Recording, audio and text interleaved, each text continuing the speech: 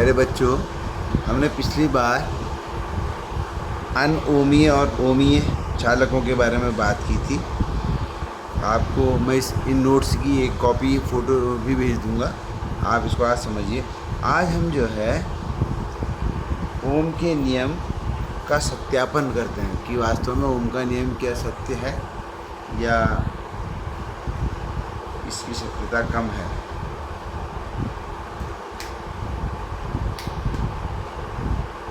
तो बच्चों देखो, ओम के नियम का सत्यापन। ओम के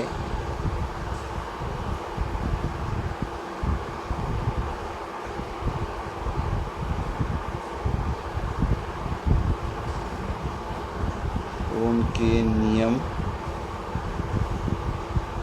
का सत्यापन। ओम के नियम का सत्यापन करने के लिए हम फिर से एक चालक लेते हैं।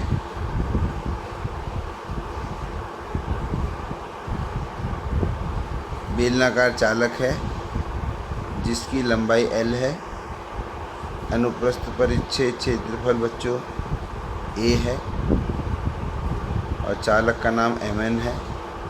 और इसको हमने एक बैटरी से V विभवांतर इसको दे दिया है। जब बच्चों हम इसको V विभवांतर देंगे तो इसके अंदर मुक्त इलेक्ट्रॉन जो हैं, क्योंकि ये वाला नेगेटिव से जुड़ा है ये वाला पॉइंट, तो यहाँ पर विभव डाउन होगा, निम्न होगा, और ये उच्च विभव से जुड़ा है, उच्च होगा। तो विद्युत क्षेत्र जो है वो उच्च से निम्न की ओर होगा, विद्युत क्षेत्र इस दिशा में होगा। लेकिन इसके अंदर जो मुक्त इलेक्ट्रॉन है बच्चों वो इस दिशा में चलेंगे, अपोजिट डायरेक्शन में, और सभी इलेक्ट्रॉन VD से चलेंगे, जहाँ VD आप जानते हैं अनुगमन वेग के बारे में हम पहले पढ़ चुके हैं। अनुगमन वेग होगा E टाउ अपॉन m, इस वेग से चलेंगे। और जब इलेक्ट्रॉन इधर को चलेंगे तो एक इलेक्ट्रॉनिक करंट होती है, वो इस दिशा में बहेगी। लेकिन जिस करंट को हम अक्सर लेते हैं वो उल्टी दिशा में बहती है इलेक्ट्रॉन के, उसे कहते हैं कन्वेंशनल करंट, या हमारी जो धारा होती है जिसको हम धारा कहते हैं, उसकी दिशा हमेशा इलेक्ट्रॉन से उल्टी डायरेक्शन ली जाती है। यानी कि इलेक्ट्रॉन इधर चल रहे हैं तो धारा इसकी उल्टी दिशा में बहेगी। और अगर आप इलेक्ट्रॉनों को ना देखें, बैटरी को देखें, तो बैटरी के धन टर्मिनल से देखिए धारा बाहर को, आवेश बाहर को बहता है। बैटरी का धन टर्मिनल आप ये मान सकते हैं ये धन आवेश सप्लाई करता है, और ऋण टर्मिनल धन आवेश को लेता है। तो इस तरीके से भी आप धारा की दिशा निकाल सकते हैं किसी भी परिपथ में। तो इस प्रकार से यहाँ पर धारा है। अब इसका सत्यापन करने के लिए अच्छा, जो विद्युत क्षेत्र इसके अंदर उत्पन्न हुआ, क्योंकि हमने इस चालक के सिरों पे V विभवांतर लगाया और ये बेलनाकार चालक है, तो इसमें एक समान विद्युत क्षेत्र उत्पन्न होगा, और ये विद्युत क्षेत्र की वैल्यू होगी E बराबर V अपॉन L। हम यहाँ पे लिख सकते हैं चालक के भीतर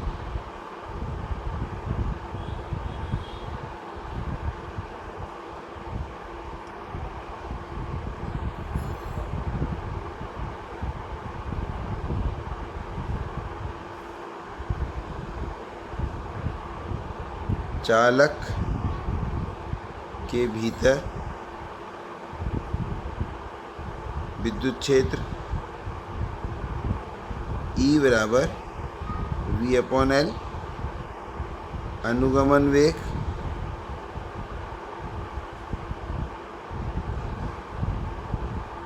वेग VD बराबर E टाउ अपॉन m होगा।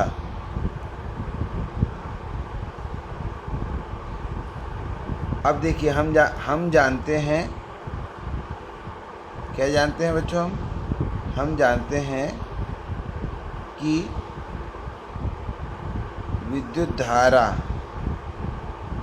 I बराबर क्या होता है। अभी इससे पहले हमने जो डेरिवेशन किया था, I बराबर, देखिए यहाँ पर हमने निकाला था I बराबर NEAVD, तो इसी का हम इस्तेमाल यहाँ पर कर रहे हैं। I बराबर NEAVD, इसको इसी क्रम में याद भी कर सकते हैं आप। आई बराबर N E A V D, I बराबर N E A V D, बार बार आप कहिए तो आपको याद हो जाएगा।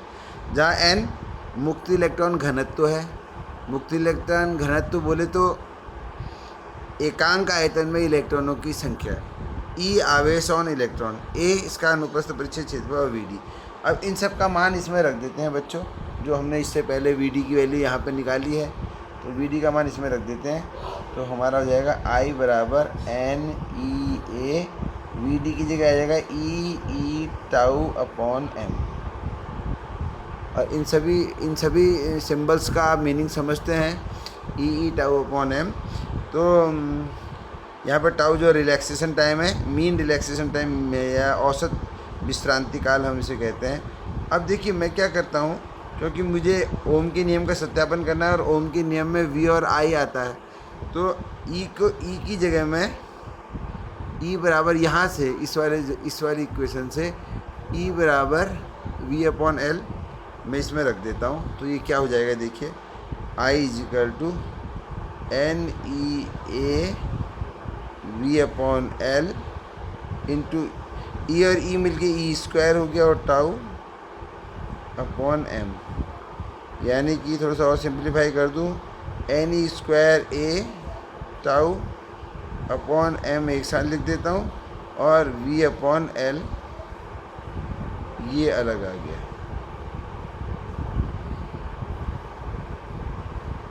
अब देखिए इसको थोड़ा सा और मैं सिंप्लीफाइड फॉर्म में लेके आता हूँ। ये हमारा पूरा पेज था।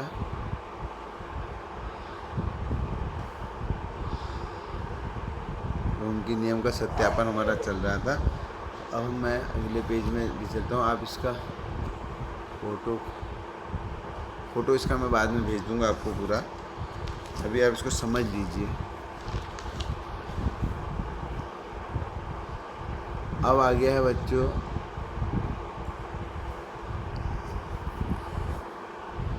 आई बराबर था हमारा एन ई स्क्वायर टाउ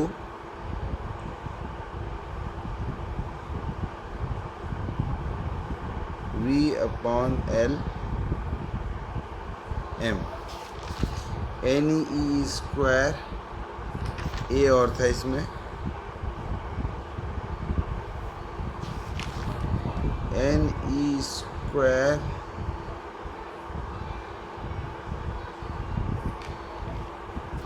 ए और है,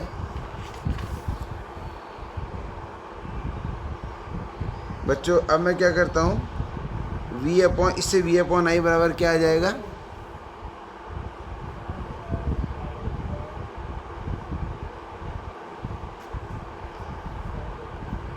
इससे v अपॉन आई बराबर क्या आएगा बच्चों, m upon N E square tau A upon L. अब आप इस एक्सप्रेशन को देखिए, m है मास ऑफ इलेक्ट्रॉन, e है चार्ज ऑन इलेक्ट्रॉन, n है फ्री इलेक्ट्रॉन डेंसिटी और टाउ है मीन रिलैक्सेशन टाइम, दो टक्करों के क्रमागत टक्करों के बीच का समय। ये जो पूरा है और a और l है, ये पूरा जो है राइट साइड जो है पूरी नियत कब रहेगी, अगर आप चालक के ऊपर कोई, अगर आप चालक का टेम्परेचर बढ़ा दें, चेंज कर रहे हैं, तो ये टाउ चेंज हो जाएगा। चालक की लेंथ में भी चेंज आ सकता है, एरिया में भी चेंज आ सकता है, गर्म होने पे थोड़ा लेंथ बढ़ जाती है, उससे क्या कहते हैं ऊष्मीय विस्तार, ऊष्मीय प्रसार हो जाता है धातुओं में। तो अगर आपने टेम्परेचर फिक्स रखा है तो ना टाउ चेंज होगा, ना ए चेंज होगा, ना एल होगा। दूसरा, अगर आप उस पर कोई बल लगा रहे हैं, चालक पर खींच रहे हैं, तो ए और एल में चेंज आ सकता है। तो अगर हम कोई बल, ताप, दाब कुछ ना लगाएं, यानी कि अगर भौतिक अवस्थाएं नियत कर दें, तो ये पूरा का पूरा बच्चों ये कांस्टेंट हो जाएगा। तो यही हम ओम के नियम में कहते हैं, याद है, समीकरण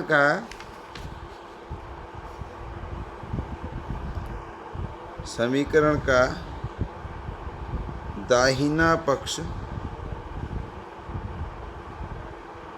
समीकरण का दाहिना पक्ष स्थिर स्थिर ताप व दाब पर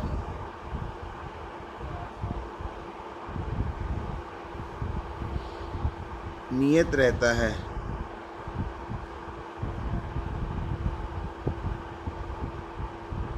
अतः ओम के नियम का सत्यापन हुआ। अतः ओम के का नियम सिद्ध हुआ। तो बच्चों, इस प्रकार से आपने देखा, हमने ओम के नियम का सत्यापन किया। तो ये आपको ध्यान रखने की चीज़ है। इसी के साथ जब ये सत्यापन हमने किया तो कुछ नई चीज़ें भी इसमें देखने को मिल रही हैं। देखिए, V/I को हम क्या कहते हैं बच्चों? R कहते हैं, प्रतिरोध। और NE/τ, A और L तो किसी चालक का हो सकता है अनुप्रस्थ काट क्षेत्रफल A हर चालक का अलग अलग हो, L भी हो सकता है हर चालक के अलग अलग हो। लेकिन ये जो ब्रैकेटेड जो एक्सप्रेशन है, ये जो है इसका चालक से कोई लेना देना नहीं, क्योंकि M मास ऑफ इलेक्ट्रॉन है, तो ये तो किसी हर धातु में इलेक्ट्रॉन का द्रव्यमान एक ही होता है। E चार्ज ऑन इलेक्ट्रॉन है, ये भी हर धातु में इलेक्ट्रॉन एक ही आवेश वाले होंगे। टाउ और N, टाउ जो है टेम्परेचर पर निर्भर करता है, लेकिन N जो है ये हर धातु का अलग अलग होता है। इसका माने ये है कि ये जो पूरी जो ये ब्रैकेटेड जो एक्सप्रेशन है, ये धातु की खास बात है, धातु के चालक की नहीं, धातु की खास बात है। और अगर A और L और ले लें तो ये फिर चालक बन गया, क्योंकि इसका अनुप्रस्थ परिच्छेद क्षेत्रफल भी हो गया, L भी हो गया। एग्जाम्पल के लिए अगर मैं लोहे के 4-5 टुकड़े लूँ, अलग अलग लंबाई के और अलग अलग परिच्छेद क्षेत्रफल वाले लोहे के टुकड़े, तो ये तो सबका एक ही होगा कि नहीं? मास of electron, free electron density लोहे की जो भी फिक्स होगी, E आवेश ऑफ इलेक्ट्रॉन ये भी फिक्स होगा, टाउ लोहे के अंदर दो इलेक्ट्रॉनों के दो क्रमागत टक्करों के बीच का समय ही फिक्स होगा। हाँ, इतना ज़रूर है कि टेम्परेचर बढ़ाने पर तो टाउ लोहे के अंदर भी बदलेगा, लेकिन अगर मैं एक ही लोहे के 4 टुकड़े हैं तो निश्चित रूप से एक ही ताप पर होंगे सब, तो उन सब का ये फिक्स रहेगा। तो इसको हम एक नई भौतिक राशि का नाम देते हैं रो, RHO, रो, और A/L। तो इस प्रकार से चालक की प्रतिरोध का एक सूत्र आ गया हमारे पास। यहाँ रो क्या है बच्चों? यहाँ रो जब RHO रो कहते हैं, इसे कहते हैं चालक का विशिष्ट प्रतिरोध। चालक का विशिष्ट प्रतिरोध। तो बच्चों, इसका माने है, अब आप एक चीज़ समझ लीजिए, किसी चालक का लोहे का ये टुकड़ा है, लोहे का ये टुकड़ा है और लोहे का ये टुकड़ा है, ये सभी आयरन पीसेज हैं, आयरन पीसेज। इन सभी टुकड़ों का रो तो एक ही होगा ना बच्चों, क्योंकि तीनों लोहे के हैं, एक ही ताप पर है। हाँ, ए सबका अलग अलग है, इसका ये अलग है, इसका ये थोड़ा ज़्यादा है, सबसे कम ए इसका है, और लेंथ सबकी अलग अलग है। तो A/L तो सबके अलग अलग हैं, तो इसलिए R सबके अलग अलग होंगे, लेकिन रो सबका एक ही होगा। तो कई बार प्रश्न इसमें घुमा के पूछा जाता है, बोला लोहे के 3 टुकड़े हैं, एक पहला वाला जो है वो दूसरे वाले से दुगना है, और पहला वाला तीसरे वाले से भी दुगना चौगुना है, तो उनके प्रतिरोध, उनके विशिष्ट प्रतिरोध का अनुपात बताओ। तो विशिष्ट प्रतिरोध तो लोहा है, तो सबका अनुपात 1:1:1 ही होगा। या हमने कहा लोहे के 3 बराबर क्षेत्रफल वाले टुकड़े हैं, एक 1 मीटर लंबा है, एक 2 मीटर लंबा है, एक 3 मीटर लंबा है, तो बताइए उनके विशिष्ट प्रतिरोध। अच्छा, विशिष्ट प्रतिरोध का है तो रो का पूछा है, और प्रतिरोध का है तो R का पूछा है। अच्छा, आप मुझे बताइए कि अगर 1 मीटर लंबा टुकड़ा, 2 मीटर लंबा टुकड़ा और 3 मीटर लंबा टुकड़ा है तीनों, और क्षेत्रफल तीनों का बराबर है, तो प्रतिरोध सबसे ज़्यादा किसका होगा? क्योंकि प्रतिरोध लंबाई के, ये उल्टा कैसे आ गया,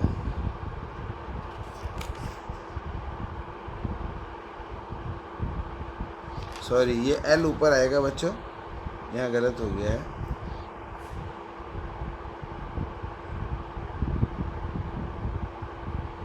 L ऊपर आएगा, A नीचे आएगा।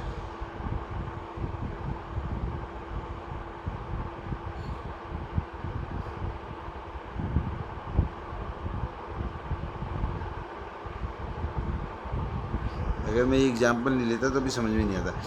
तो देखिए, A सबका एक है, लेंथ सबकी अलग अलग है।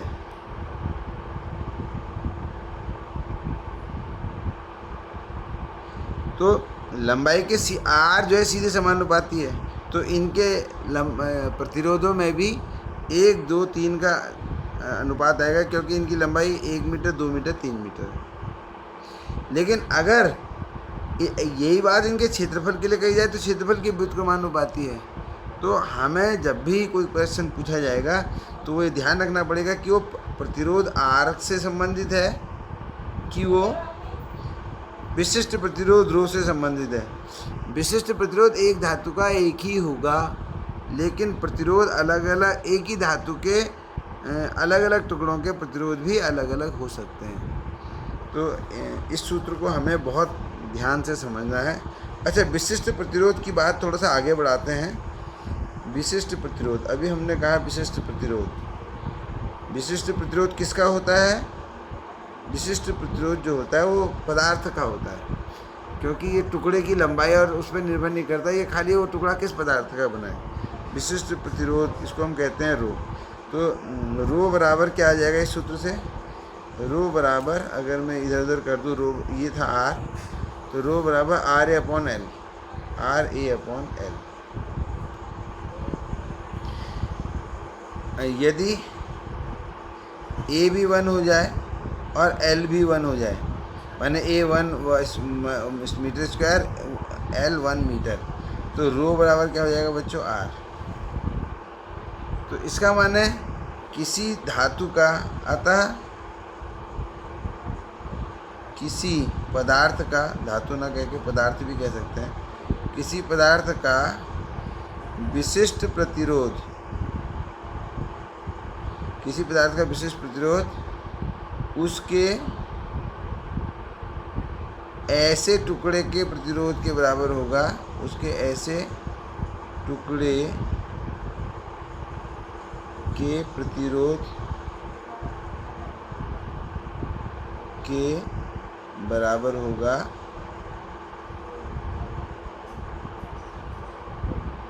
जिसकी एकांक लंबाई है तथा एकांक क्षेत्रफल है।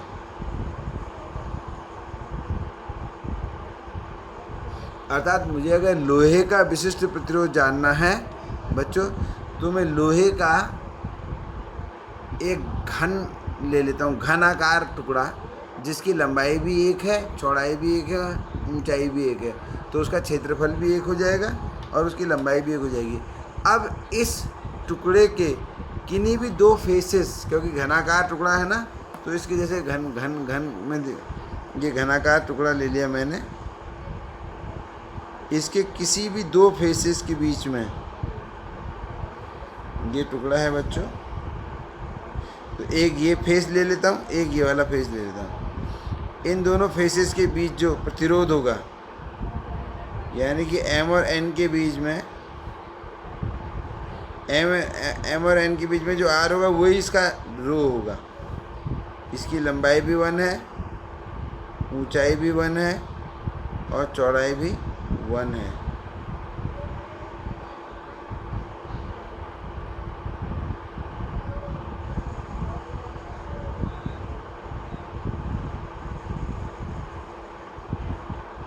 लेंथ 1, हाइट 1 और ब्रेथ भी 1 है। तो इसका अगर मैं प्रतिरोध निकाल लूँ तो ये बच्चों बिल्कुल क्या होगा, इस टुकड़े का मैं अगर प्रतिरोध निकाल दूँ तो इसका प्रतिरोध जो है ये H है, ये H है, ये L है और ये इसका ब्रेथ है, और इसका जो प्रतिरोध निकालूंगा R, वही इसका रो हो जाएगा। यानी कि लोहे का मुझे विशिष्ट प्रतिरोध इस प्रकार से पता लग जाएगा। तो अब देखिए कुछ छोटी छोटी टर्म्स हैं यहाँ पर।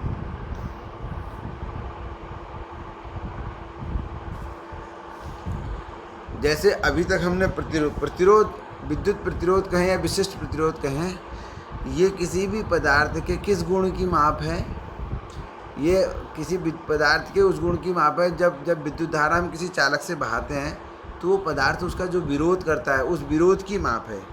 इसका माने यह है कि अगर किसी चालक में ज़्यादा विरोध होगा तो उसका प्रतिरोध ज़्यादा आएगा। इसका माने उससे धारा को बहाने में ज़्यादा परेशानियां हैं, ज़्यादा मेहनत करनी पड़ेगी। इसका उल्टा, जैसे हमने कहा इस आदमी के अंदर ये बुराई है, लेकिन अब हम उसकी अच्छाई के रूप में बात कर रहे हैं, तो ऐसे किसी चालक के अंदर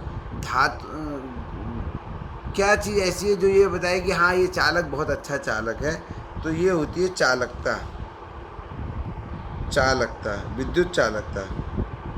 विद्युत चालकता ये एक नई टर्म आ गई। इसको हम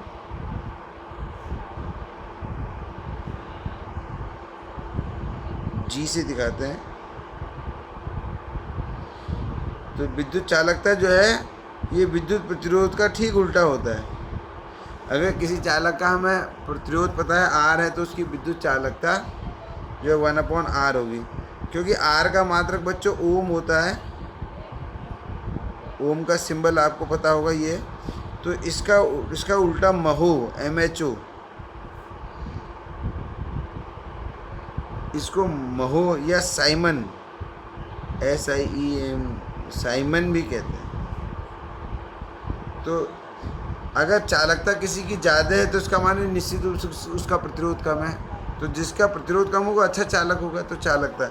इसी प्रकार से ये तो विद्युत चालकता थी। अब एक आता है विशिष्ट चालकता।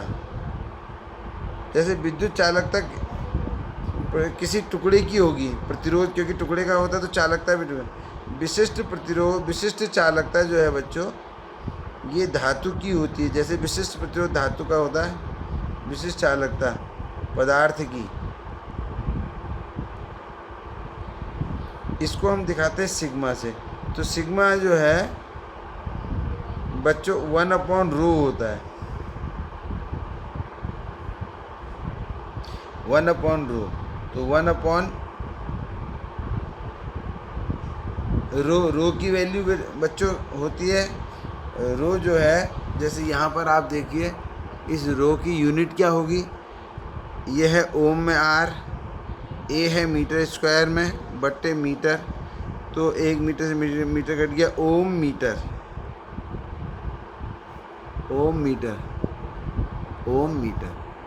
ये तो है रो की यूनिट। अब क्योंकि इधर जो विशिष्ट चालकता है सिग्मा, ये रो का उल्टा है, तो 1/ओम मीटर, और ओम का उल्टा तो महो होता है, महो मीटर इनवर्स, या तो ये लिख सकता हूँ मैं महो मीटर इनवर्स, या फिर महो को साइमन भी कहते हैं, साइमन मीटर इनवर्स। तो ये भी विशिष्ट चालकता हो गई। इस प्रकार से ध्यान रखना, ये जो सिग्मा है, जब हम विद्युत स्थैतिकी पाठ पढ़ रहे थे तो सिग्मा जो था पृष्ठ घनत्व था आवेश का, यहाँ पर ये विशिष्ट चालकता है। तो हर सिंबल का जो है मीनिंग कई बार बदल जाता है, आपको ध्यान रखना है ये कि किस सिग्मा का क्या मीनिंग है। यहाँ पे सिग्मा जो है हमने इसको लिया है। तो मुझे लगता है ये दो टॉपिक आपके अच्छे समझ में आए होंगे, एक ओम के नियम का सत्यापन और एक विशिष्ट प्रतिरोध। इसके बाद बच्चों प्रतिरोधों का श्रेणी एवं समांतर क्रम है। श्रेणी और समांतर क्रम अब कोर्स से हटा दिया गया है, ऐसा सुनने में आ रहा है, लेकिन आप कक्षा 10 में आपने पढ़ा है श्रेणी क्रम समांतर क्रम, प्रतिरोधों का श्रेणी क्रम और प्रतिरोधों का समांतर क्रम। प्रतिरोधों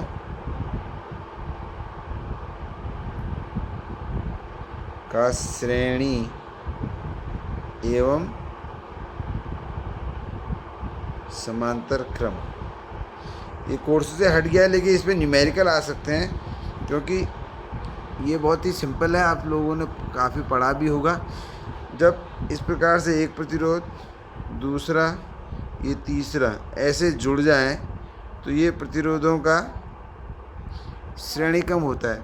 और अगर इसको मैं बैटरी से जोड़ दूं तो बच्चों आपको पता है श्रेणी क्रम में जो भी आवेश बैटरी से बाहर निकलेगा, धनावेश धारा, वो सबसे वही बहेगी। तो श्रेणी क्रम की खास बात क्या है कि धाराएं एक समान होती हैं। जब एक आई धारा मान लिया इसमें बह गई तो सभी प्रतिरोधों से होकर बहेगी, तो इससे भी बहेगी, इससे भी बहेगी, इससे भी बहेगी। जब कोई धारा किसी प्रतिरोध से बहती तो ओम के नियम के अनुसार उसके सिरों पे एक विभवांतर उत्पन्न हो जाता है, V1 मान लिया इसके सिरों पे, यहाँ पे V2 और यहाँ पे V3। धारा एक समान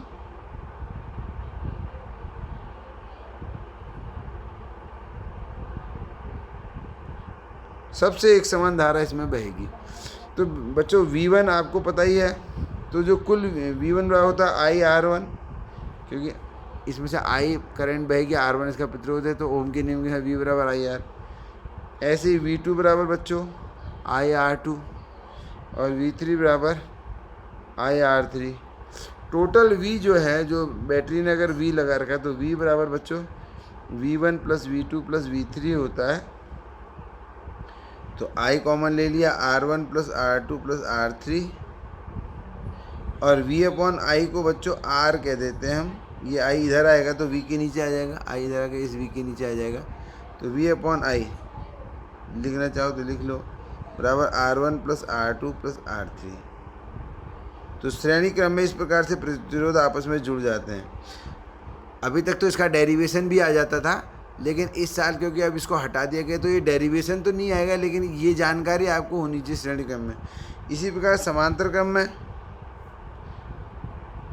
ये था हमारा श्रेणी क्रम। समांतर क्रम में बच्चों सभी विभवांतर, सभी के बीच सभी प्रतिरोध जो हैं वो ऐसे जुड़े रहते हैं। समांतर क्रम में आपने देखा होगा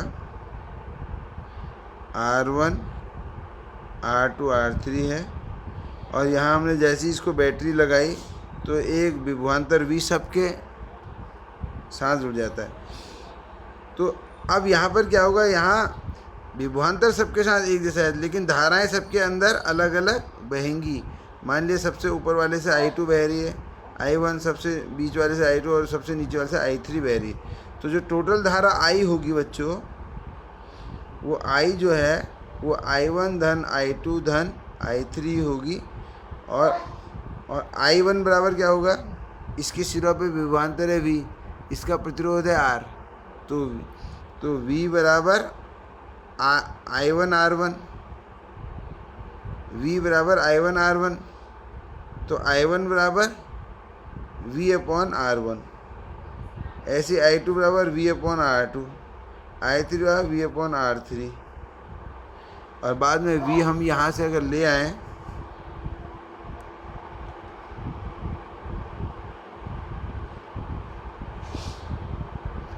V कॉमन लेके बट्टे में ले आएँ तो I बट्टे V बराबर 1 upon R1 plus 1 upon R2 plus 1 upon R3। और इसी को हम 1 बट्टा I अपॉन V को हम 1 बट्टा R भी कह देते हैं। तो इस प्रकार से ये बच्चों, ये जो है डेरिवेशन, ये समांतर क्रम का आपको पता लग गया है। ये आप पहले से भी जानते थे, एक बार जस्ट ये रिवीजन है, तो थोड़ा सा आप लोगों की समझ में इससे आ जाएगा। अब आप इसको,